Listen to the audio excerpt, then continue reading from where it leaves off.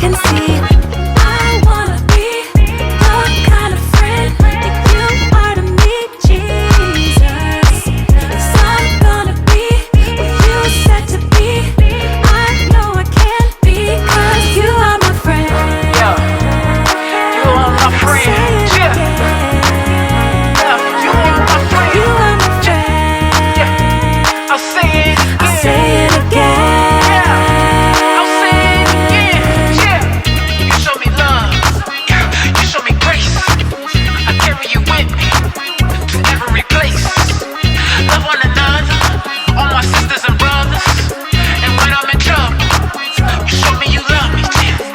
When you gave your life, made a sacrifice, you showed that you really do love me.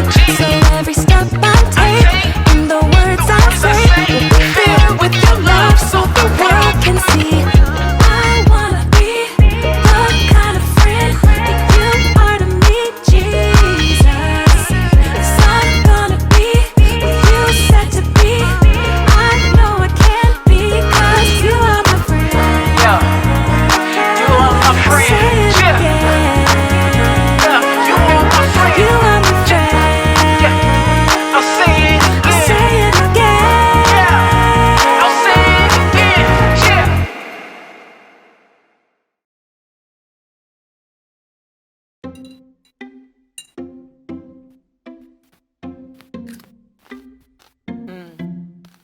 Welcome to Story Lab.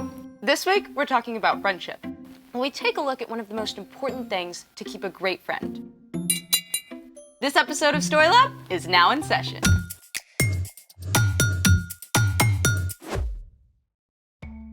Hey, I'm Sebastian. And I'm Skylar. We're talking about friendship. And what is friendship, Sebastian? It's using your words and actions to show others you care, Skylar. Ding, ding, ding. We have a winner. I win? Yes, go me! What did I win for? I mean, all I did was define friendship. Anyone who can be a good friend is winning. So, do I win anything? Well, I was thinking, how about you win the amazing opportunity to decide what we're doing today? Wait, I thought you were supposed to figure that out. I got as far as this pickle jar and then I got stuck. Look, I was really tired and then I decided to Google and then I got totally sidetracked by a cat video and I'm really sorry. Can you please forgive me? Stop right there. I need to fully take in this moment. What? The moment where you don't have everything completely perfect and put together. Mountaintop experience, huh? It's amazing. Okay, now you've had your little moment. Can you help us out with the situation that does not feel very harmony-us? Trust me, my friend, I am hatching a plan. Good. What is it? Oh, I remember doing this a lot as a kid. Tapping on a jar filled with brine? More or less. So, let's make it! Should I pour this out? Nope, keep that jar right there. Okay, yes, sir. What are we doing? Step 1, line up 7 clear jars. It's easier if they're all the same size. Step 2, fill the first jar just below the rim.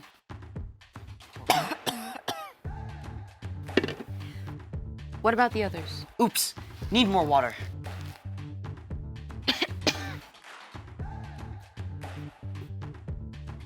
Okay, I'm back. Okay, so the second jar gets about a quarter cup less. Hey, what happened to my water? Oh, sorry, I didn't realize it mattered exactly You how drank much. the experiment? I was thirsty after all those pickles! You do the rest. Sorry. Okay, how much? Just a quarter cup less in each jar. I'll go get more water. Are we ready? You know, it should be possible to complete a scientific experiment without food coloring. Possible, yes. Fun, no. You don't have to add rainbow food coloring, but it can help you remember which note is which. See, we already have a green.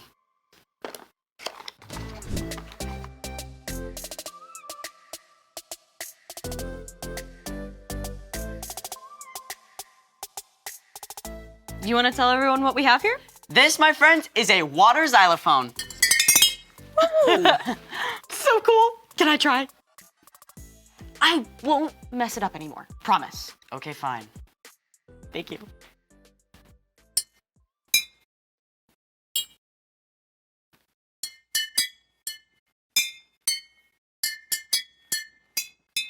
Thank you. Wait, it's your birthday? In like 7 months. You play something.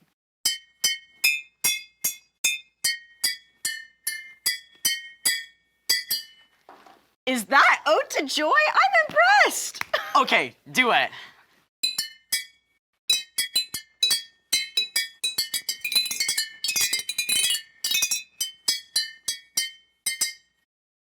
I'm not sure if that was harmony. But it was fun.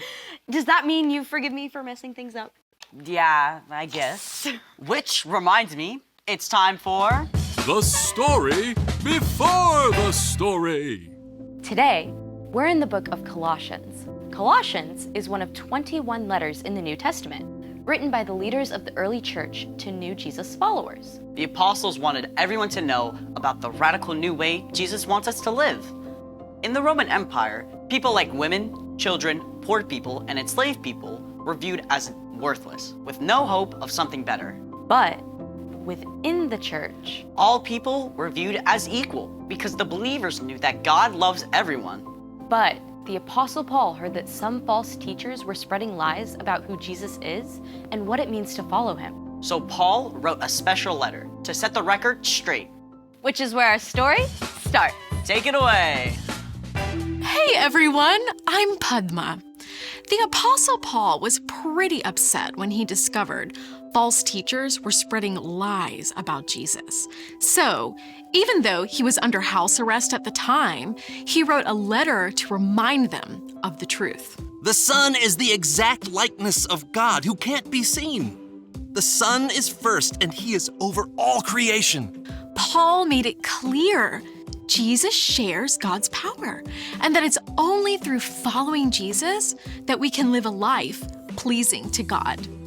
Toward the end of the letter, Paul got down to the nitty-gritty of what that looks like. Put up with one another. Forgive one another if you are holding something against someone. Forgive, just as the Lord forgave you. Short and sweet, huh? But wow, there's a lot packed inside. First off, put up with one another. That means treating each other with kindness, even if your friend doesn't agree with you about everything. Let's be real. People are gonna do and say things that bug you, even your friends. If you turn your back on everyone that annoys you, you're gonna be awfully lonely. Now, let's take a look at the second part of the verse. Forgive one another if you're holding something against someone. Okay, let's say you're in PE class and your friend picked someone else for the team when you thought they should have picked you. At first, it just bugs you a little, like a pebble that got stuck in your shoe. But after you think about it for a little, what your friend did seems to get bigger and bigger and heavier until it's like a giant weight that you're carrying. As long as you keep thinking about it and holding on to that weight, it will get between you and your friend. In fact, if you don't let it go, you may lose your friend altogether. Not only that, but holding on to this heavy weight takes up all your energy for doing other things too.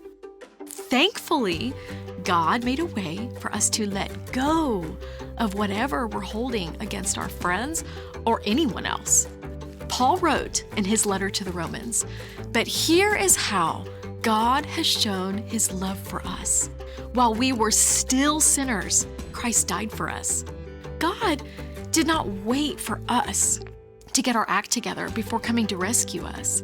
Instead, Jesus chose to give up his life for us while we were still a mess. God moved first to make a way for us to be forgiven. And because of that, we don't need to demand that someone else get it right before we choose to forgive. When you choose to forgive, it's like you're letting go of that huge, heavy weight, and there's a much better chance that your friendship can be repaired. Now, Forgiving a friend does not mean that what they did was okay or that you have to let them keep hurting you. It simply means that you're leaving room for God to make things right. You don't have to carry around that heavy weight anymore. When you choose to forgive your friends, you may find that they're more ready to forgive you too. Let's see our verse all together again.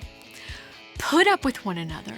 Forgive one another if you're holding something against someone. Forgive just as the Lord forgave you. Paul went on to write, let the peace of Christ rule in your hearts. As parts of one body, you were appointed to live in peace. We can only live in true peace and friendship with others when we make the choice to let go and forgive. The end. Wow, that's a hard one. Yeah, I mean, I hardly ever feel like forgiving. It's easier to keep focusing on how someone has wronged me. That's right. Forgiveness has to be a choice. So, what's our part in the story? Paul wanted the Colossians to see just how important Jesus is. And when you're following Jesus, it becomes easier to show love to others. Like through forgiveness. Exactly. And it's often the people we're closest to and love most that hurt us, even if they don't mean to. People like our friends and family.